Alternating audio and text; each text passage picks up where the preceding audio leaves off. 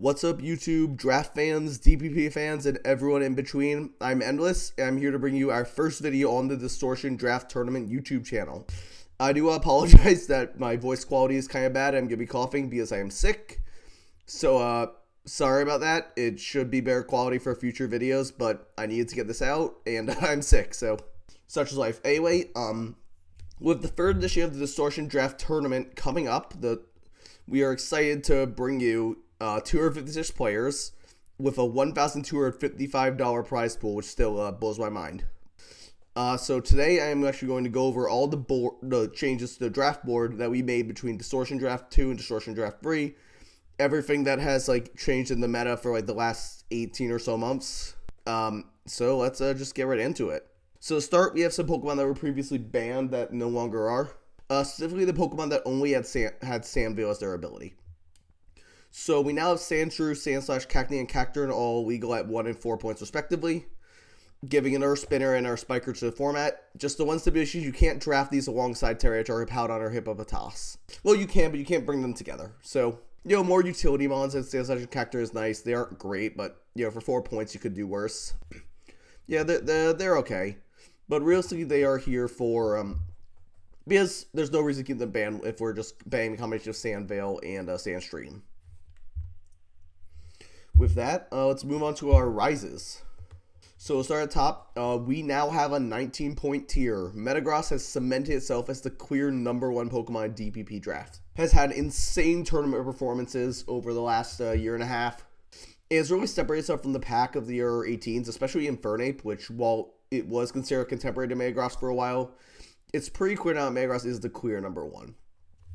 But, between what everything it does, it's super versatile, insane stats, boom is crazy, has good utility and good offense and bulk. It's just fantastic. Not much else to say there. Metagross is just fantastic, and it really deserves its own tier at this point. Next up, we have a Rotom Appliance. So Rotom A has really moved up since we last had a tournament. It's become much more popular because spin blocking has been more popular. Hazard Stack as a whole has become a more popular playstyle, as we'll see down the line. And having the best spin blocker in the format is a huge deal.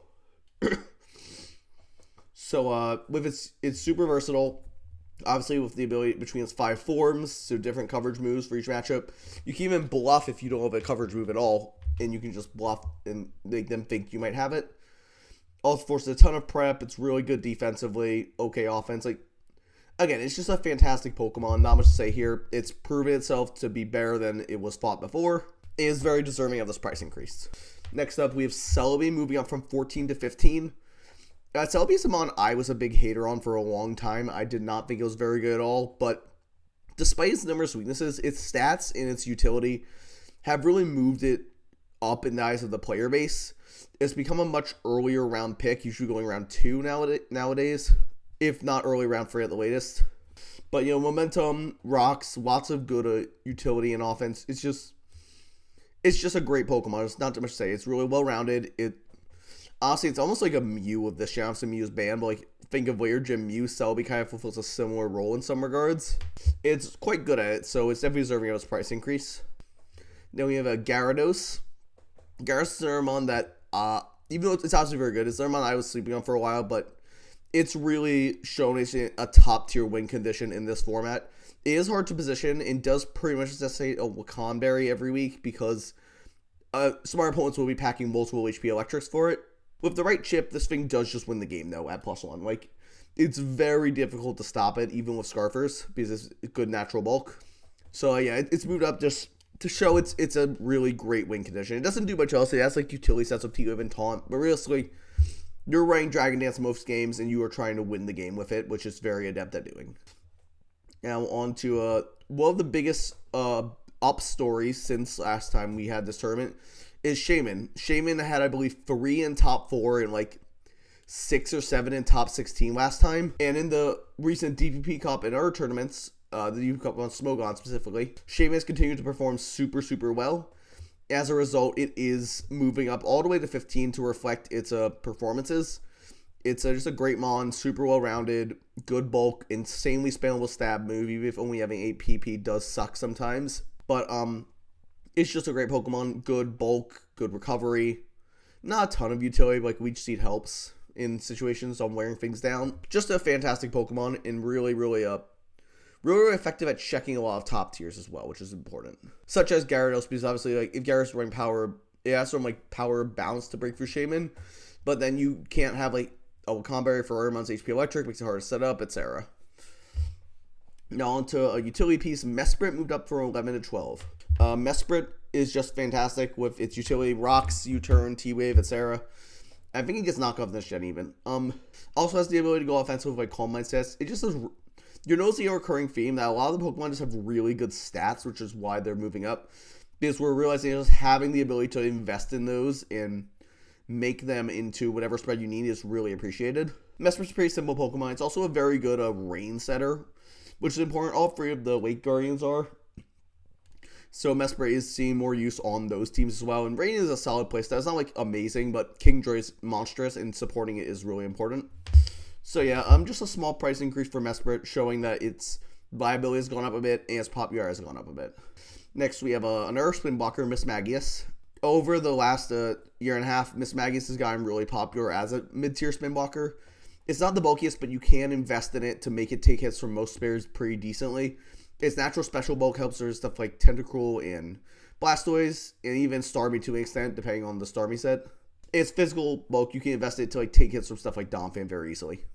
It also has like a lot of utility with status moves, can nasty plot sweep, it's a good scarfer. This Magic has a lot going for it, and it's really been increasing in value as Hazard Stack and Spin Blocking has been increasing in value as a whole. And it's proven itself to be a very viable option in that slot if you don't get like a top tier like Rotom. Then we have Arcanine. Arcanine's kind of a sleeper pick, but we have seen it perform well on the teams it's been on. Rock's weakness does kind of suck, but it does have recovery and intimidate, which makes it a really good pivot into a lot of offensive pieces, such as Metagross. If Metagross doesn't call you on with a switch with an Earthquake or a Stone Edge, you come in for free, and then you can just kind of recover up on it. Because it always has to fear a Will-O-Wisp.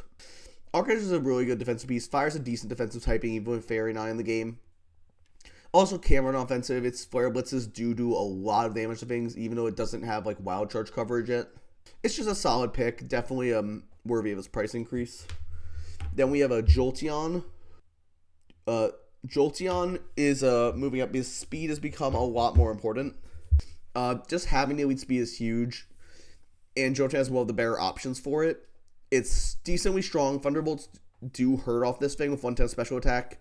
Hidden Power is obviously a big tool for it doesn't have in the two recent generations. And also just a Baton Pass allows it to get momentum even though it doesn't have Volt Switch yet. It's a pretty simple Pokemon. It doesn't do that much, but like it clicks buttons into things and revenge kill stuff. That's pretty much all you need it to do. It's very effective at that role. It has become more prominent as people reach for their speed earlier and earlier. Hence the slight price increase. Moving on to another fast one, we have Sceptile. Sceptile has been another speed that's been getting really popular recently for its price. It's really a revenge course. Weave Storm's super strong. It also has like Sword Dance set. Subsea is very annoying. It's just a really good speed option. 120 is elite in this format. Like as long as you have something above 115, at 115 or above, you're pretty happy because then you tie or outspeed stuff like Raikou and Azelf, which are huge threats. So Sceptile's faster than the vast majority of the metagame, and it hits like decently hard. It's nothing amazing, but like it's warranting its price increase just based on the improvements it's made in its game in the last year and a half. Now I have another spin blocker in Dusknoir again. Hazard Stack with Ghost to become more popular. Dusknoir's a quite a solid bulky one. It's not passive, even though it does have Ghost Stab. Like it still has moves like Earthquake and Night Chain and stuff that are pretty decent, good utility. And a Pain Split also has to stay healthy, which is something some spin blockers like Mismagius don't. I think Mismagius gets it, but it's usually well run it. So it's just a solid pick. And with becoming a more prominent spin blocker, it moved up as a result. Skuntank is honestly among we probably had too low before. Just a great utility piece. Really good check to Psychics and Ghosts with Pursuit and Sucker Punch. Doesn't have knockoff or Toxic Spikes yet, but it doesn't really matter. Like just Pursuit and Sucker Punch are so big on it. It does like decent damage with Poison Jab, has fire coverage for steals. It's a pretty simple one, but again, like it does what you need it to do. It has decent bulk for its price. It's a decent speed tier. It's fine. It's Skuntank. It's nothing flashy, but it is quite popular for its pursuit as a top tier pursuit trapper. and definitely deserved a price increase for that reason. We have another Spin Blocker, Driftblim. Again, same story as like stuff like Dustor and Miss Magius here. The playstyle is becoming more popular, and Driftblim is a solid option for its price. Good utility, even though it kind of lacks flying stab, it's not a big deal. Like Shadow Ball's pretty spammable in this generation. Burden definitely has some cool things you can do with it, but more often than not, Aftermath is good just to chip things, because we've noticed this format, like getting chip on things to open up stuff like Gyarados or Metagross as a very strong win condition is quite important. As if your mons get chipped, you can easily get like taken out by a Gyarados, Metagross, or even a Raikou, or an offensive Ace for that matter. So Drifblim is just a very, very good Pokemon, and for its price, it's quite a solid Spin Blocker. Now we have a Typhlosion. So Typhlosion is pretty much a Scarf bot. That's pretty much what he does, but Fire is decently spammable into this tier. I guess there's Resist, but a lot of them, after Rocks, do not enjoy taking Eruption. Even Water types, like, you can double on them pretty easily into something and take advantage of it. And it's just good speed control with 100 base speed in Scarf. It doesn't do much. Like, it can run specs, it can run, like, Ursets, but realistically, you're running Scarf Typhlosion, and it's just so damn good at that role that we moved it up a bit. Now, one of the big innovations we've seen since last tour is the rise of Shadow Tag. Especially Shadow Tag with Encore, because Encore lasts, I believe it lasts up to 8 turns this generation. So Wobbuffet is just nasty in that regard. It can trap and remove threats. It forces just so much prep. In previous tours, we had it pretty low, because we didn't really respect its value as much, but it's really proven itself. The last few tours having multiple deep runs. It's just been very effective. It's tough to fit on teams because of its lack of roll compression, but if you can fit Wobbuffet on your team, it can really open up a lot of game plans that can get you wins quite easily. So it's moved up a lot to reflect like its very strong role in the metagame, even if it's hard to fit. Now we have a Leafeon and Meganium. Bulky grasses have been increasing in viability as stuff like Rotom go up, as stuff like Gyarados go up, as checks like stuff like Kingdra and Raikou. And these are two of the better ones for this price point. Being pure grass means you aren't weak to Psychic, and you still resist ground, so unlike the grass poisons, those are very valuable traits. Leafeon's pretty good for its speed. Base 95 is not bad, and Leaf Blade does do good damage off its attack stat. And Wish is obviously nice to heal your team, even if it's not the biggest wishes. But those don't even matter in this generation, because in this generation, Wish heals 50% of the recipient no matter what. So even though Leafeon's HP stat isn't that high, it's not a big deal. It can still get those wishes into its teammates and heal them up. Meganium is different. It's kind of like Leafeon, slower, has more coverage, stuff like Earthquake. It's pretty similar Mon. It does have the powders, which are nice, utility moves. It's kind of just an analog to Leafeon that plays a little differently, but does the same general roles. And so as both have picked up in popularity, we moved them up. Now we have a Probopass. Probopass is a really interesting Pokemon DB draft because it does trap Steel types, which is a huge deal. Every good draft will have one Steel type, if not two. And being able to trap them to open up our offensive threats is really nice. Probopass obviously is as good as Magnezone or Magneton at it, but for what it is, it's been a popular low tier pick. It's also a Steel type that gets rocks, which is not bad. It has like decent bulk. Even though obviously its big weaknesses, it can take on a lot of mons and come in and get rocks up, get off a T-Wave, which is really appreciated. It's just a solid low tier Steel, and so it moved up a little bit to account for that. Next we have Electrode. This is another 2-point jump. Electrode, it's just been growing. It's discount Jolteon. It's Thunderbolt, it's HP, whatever. It's Explosion.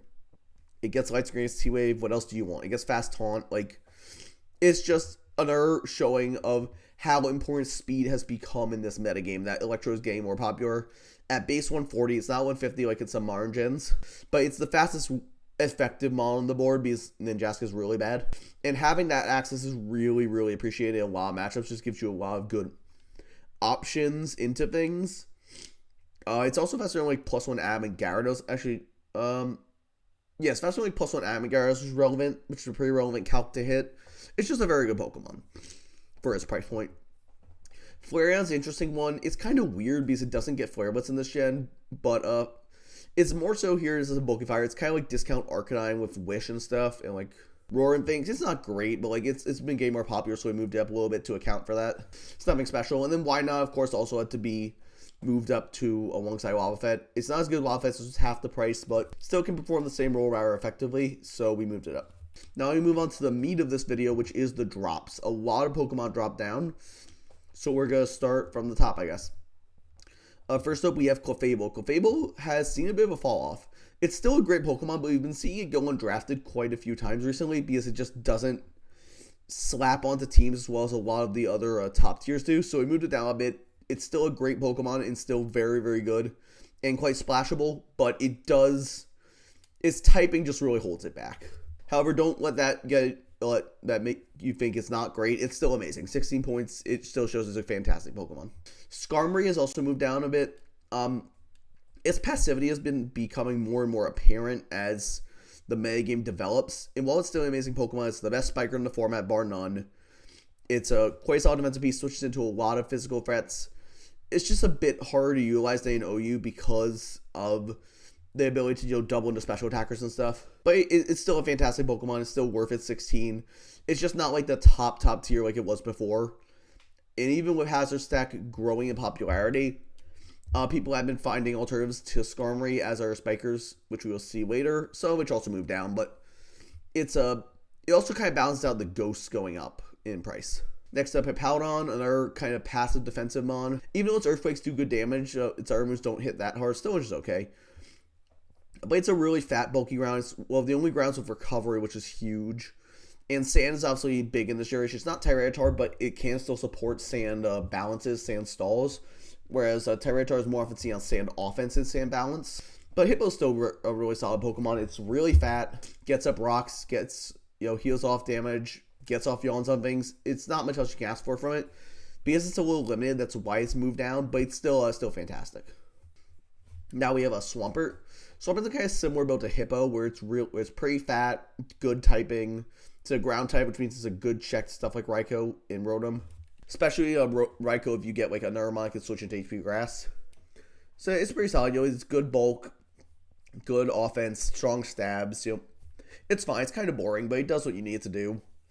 It's just kind of not flashy, and we moved it down to reflect that. As Mesprit has risen, Uxie has fallen. It's still a fantastic Pokemon, but Rain has not been as dominant as it was after Distortion 1, which is why we originally moved it up. So we moved it back down a little to 14 to kind of reflect that. It's still great on a lot of playstyles, but Rain was its flagship one, and with that playstyle going down a little bit in viability recently, Uxie has moved down to reflect that. Next, Dugtrio. Unlike Shadow Tag, Arena Trap just kind of sucks. Like, it's not great. It just doesn't hit that hard with only 80 attack. It's not like in Gem Free where Choice Band Earthquake is so strong, especially with Shed Shell existing now. Makes it a lot harder to successfully trap things. Yes, you can force things to have a Shed Shell, but like, a lot of times that's not actually that helpful. Like, yes, you get rid of their leftovers or whatever, but it doesn't make a huge difference.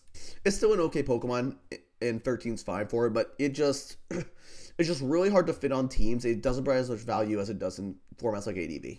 Next up, we have Empoleon. Former Titan of the format, falling a little bit. It's very versatile, very good offensive, like Weed, Pitaya sets, agility, stuff like that. Good rocker. It's pretty solid. Its typing is awkward. It's still pretty good because it resists a lot of things, but like that fire neutrality is a bit rough in certain matchups. But overall, it's still a very good Pokemon. It's just been going undrafted more, which is why we're moving it down. Machamp is a big drop from 14-11 to 11. This is because we banned the combination of Dynamic Punch and No Guard. So now it's just basically like Hariyama again in Hariyama's 11. So it's down there. It's pretty similar, different moves, a few different moves, and but similar bulk, and a little bit less bulk, more power, etc. It's okay. Just like the loss of Dynamic Punch is what really put it over the edge. And so now I moved it down accordingly to reflect its value compared to our fighting types that don't have access to that. Now we have a Mamoswine. Mamoswine's always been kind of odd to me before. It's very frightening, but the lack of good Ice Stab outside Ice Fang really hurts it. It's got decent stats. Its typing isn't great defensively, but like Earthquakes are just so strong off this thing, so it still has to be relatively pricey. It's solid. I see it going drafted a lot though, but it's a decent Rock Lead. Ice Shard's good priority. It's a fine Pokemon. It's just not as prevalent as it was before. Roserade has moved down a bit. Still a great Pokemon. It's just its traits have become a little less effective. With the rise of some other grass types like Shaymin and Celebi, it's been getting drafted less. But it's still a great Spiker, great Toxic Spiker, good Sleeper, decent bulk. Its Leaf Storms are not to be trifled with. Those do hit really hard off 125 special attack. It's a fine Pokemon. It's just not amazing. It's still very good though. Don't get me wrong. It's just not like as top tier as like being in the top 5 or 6 price ranges. Next up we have Melodic. Again, with the meta becoming more offensive, as we've seen, the passivity of Milo hurts it a bit. It still does good damage with its Surfs and Ice Beams, but it is more easily able to be taken advantage of as opposed to before, especially with compositions including grass types like Shaman and Celebi more often and Rotom Appliance going earlier. It's just a bit harder for it to do its role. It's getting worn down faster and faster, making it hard to keep healthy without just spamming Recover. Like, it's a solid mon. It's a decent pick of medium bulky water. And a lot of teams do appreciate bulky water in this meta to check things like Infernape, Dragonite, Metagross, like 3 of the big mons, and stuff like Tyranitar and Scizor, but it's just become a bit more tricky to use compared to previous formats of DPP draft, so we moved it down accordingly. With our speed options becoming more popular, Weavile's kind of fallen off a bit. It hits decently hard with Night Slash and Ice Punch, but it just doesn't do as much damage as you want often unless you get like those Night Slash crits or those Ice Punch freezes. But don't get me wrong, Weavile is one of the best hacks fishers in the format, and it is still solid as a speed option. A good revenge color has Pursuit as well, and Ice Shard to pick off things like Dragonite. All the once that plus 1 is E-Speed will out prioritize you, but still like if like a Chill on Bear or something, you can check that, etc. So it's a solid Pokemon. It just doesn't have the power behind it. It hasn't layered into stuff like Knockoff, Triple Axle, and Icicle Crash. Still pretty solid though. I still do recommend drafting it. I think it's quite a fine Pokemon. It's just our speed options are becoming a bit more popular to contest with it, as opposed to before it was pretty much top dog in terms of a lot of the elite speed bonds. Next up we have Abomasnow. Hail sucks. I'm just gonna say it. Hail is terrible. It's super bad. It's not like you where you expect most teams to have a Tyranitar, so Abomasnow turns off the sand. It's just not a good Pokemon. It checks a couple things, but like its stats just lay it down. Its rock sweetness lay it down. Its move pool is only okay. Abomasnow is just really falling off. I also think it can move lower going forward if it doesn't get drafted at all. But, it's just kind of fallen off. We've seen people try Hail in previous tournaments. I don't think maybe one person made brackets with me and lost immediately. It's just really, really not good. So, we moved it down. Maybe it will see more using a utility role as a bulky grass with Leech Seed, but strong blizzards down at this price. We'll see. Next up, we have a Frostlass. Frostlass moved down a bit. It's still pretty good with like spikes and stuff. And as a spin blocker, it's kind of lacking, and there are spike options. But oftentimes, if you want to go a spike stack plus ghost route, Frost is a little awkward to fail on there, but you're doubling up on ghosts or doubling up on spikers, which isn't terrible, but not ideal. The 110 speed is really appreciated, though. It's a pretty solid Pokemon. It's just moving down to reflect it's become a little less popular, and our ghosts have been moving up in the meta to usurp it. Then we have Chansey. Another one just kind of showing, like, again, passivity has been being punished more and more. And Chansey is extremely passive. Blissey is stable where it is, but Blissey is still pretty effective. But Chansey really struggles in this format. And while it can be a good fit on stall teams, other than that, it's not really viable. Unlike Blissey, which can fit on balance, can fit on like super, like a fatter, bulky offense. Chansey just can't. It's pretty much relegated to stall at this point. And with stall becoming a less popular archetype, we moved it down to reflect that. We're getting down to the lower. Now we're about to take a bunch of lower picks, but Moltres used to be thought to be pretty good, but that Rock Sweep has just become such a problem with the rise of spin blockers. It's really hard to get it in safely. It's an okay offensive piece. It's not really great defensively. It's okay, but it's really hard to switch it on things because of those rock weaknesses and the rise of spin blockers. So it's fallen off a good bit. I do think it's still like a viable pick, but I don't think it would have been viable at 10, not at all. Now we're going to start getting to some lower tiers, so we'll start rapid firing these. Gardevoir, it's a psychic type. It's a very boring psychic type. It does psychic type things. It's fine. Nothing special. Lantern's bulk has kind of started to fade a bit as we've been going on. Just those stronger hits, even with his max HP, has trouble taking less than 40-45% for a lot of things. And without recovery, it really gets worn down very quickly. Toxicroak, good utility, okay typing. Lots of priority, but it just doesn't do enough damage, really. The lack of close combat really hurts it. Swallow, even with speed, getting more valuable. Swallow just can't keep up. Its lack of coverage really hurts it. It's pretty much just a facade a Brave Bird bot. If you're running Guts on top of the Rock's weakness and Flame Orb doing 12% return, you're getting worn down super quickly. Swallow's getting off maybe like 3 hits max, and that's just not enough to leave a long-lasting impact in a game. Especially in a meta like DPP, where although it's becoming more offensive, it's still quite bulky. Aggron, it's really bad. We moved it down 2. I don't know why it was 7 before. It's not great.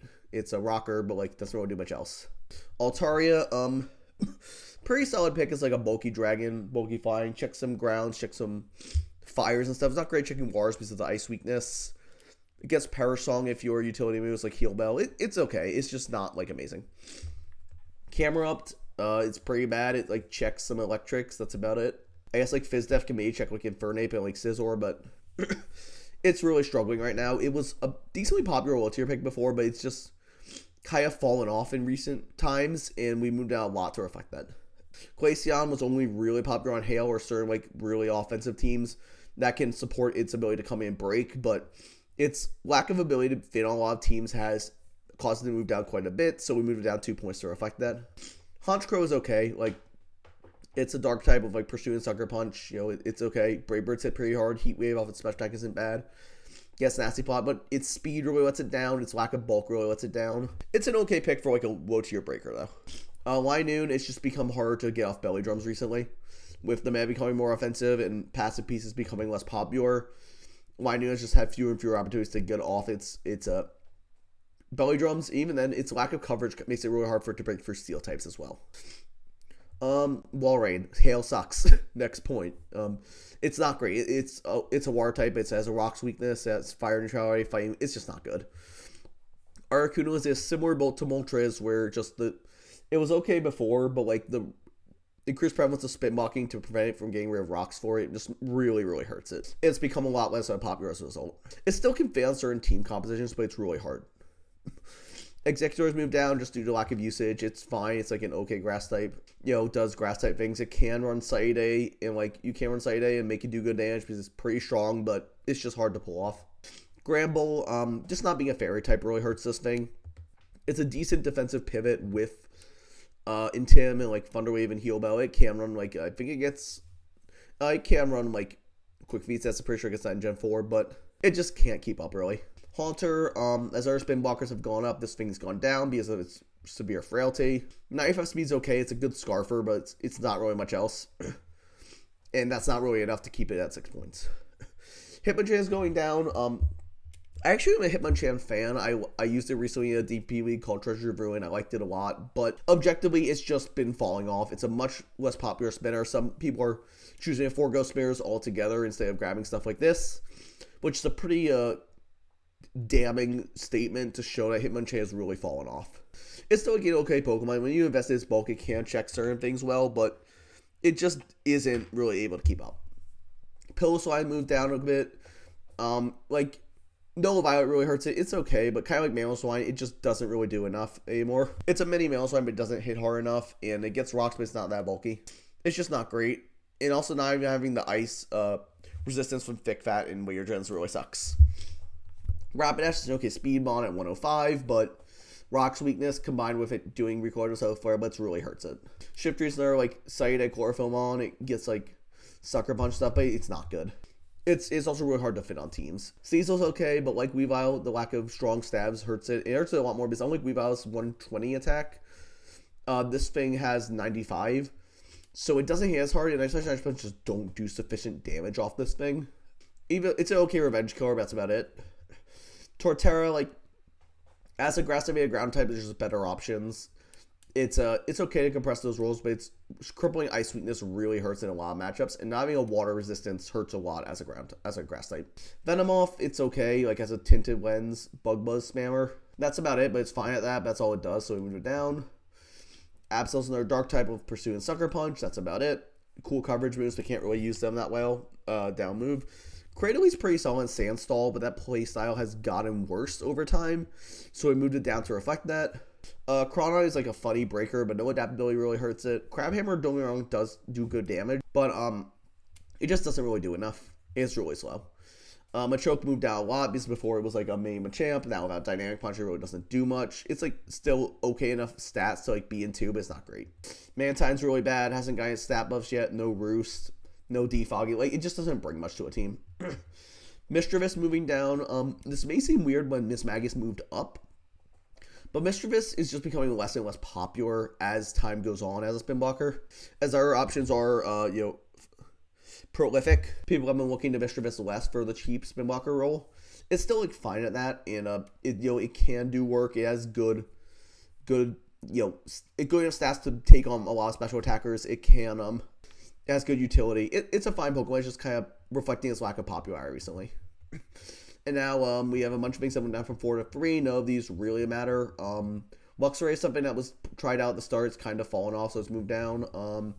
Metang, just as a low tier steal, hasn't really kept up. That's about it. 3 to 2. Again, nothing really special here. I guess I will mention Pikachu, because this was tried out a bit as a breaker, but it just doesn't go enough out, like stuff like E-Speed. Swalot was tried as a poison type, but it just doesn't really work. And 2 to 1, a bunch of stuff like Chimecho's an okay Wish Passer. That's about it. Dragonair's funny. It's like okay, but it's not great. Yeah, like most of these things are just not good. Golbai's fine. Its bulk isn't terrible, but like it just no Violet really hurts it. MKS had to see Octori go down, but like it's not getting drafted, even though I think it's really funny and I think it can fail certain team compositions. Shelgon, kind of like Dragonair, it's an okay cheap dragon, but he just doesn't bring much to the table. Shinobue is actually an okay breaker of Head Smash, but that's about all it does. And the Wormadams, despite getting free forms, are all terrible. So yeah, that's just a quick recap of everything that got moved on the board. Everything else is pretty much the same as it was last time, and I'm really excited to see what all people draft in this tournament. So a lot of cool stuff coming up. We have content from myself as well as Typhoon Carter and Gold Mason of Revival tournaments. We'll be making some, so we'll give game recaps. I'll probably give a draft breakdown, like of overall trends after the draft is complete. Lots of other fun stuff. So make sure you subscribe to this channel to keep an eye on all the DDT content. And with that, thank you all for checking out the first video on this channel. We'll see you in the next one. Have a good one.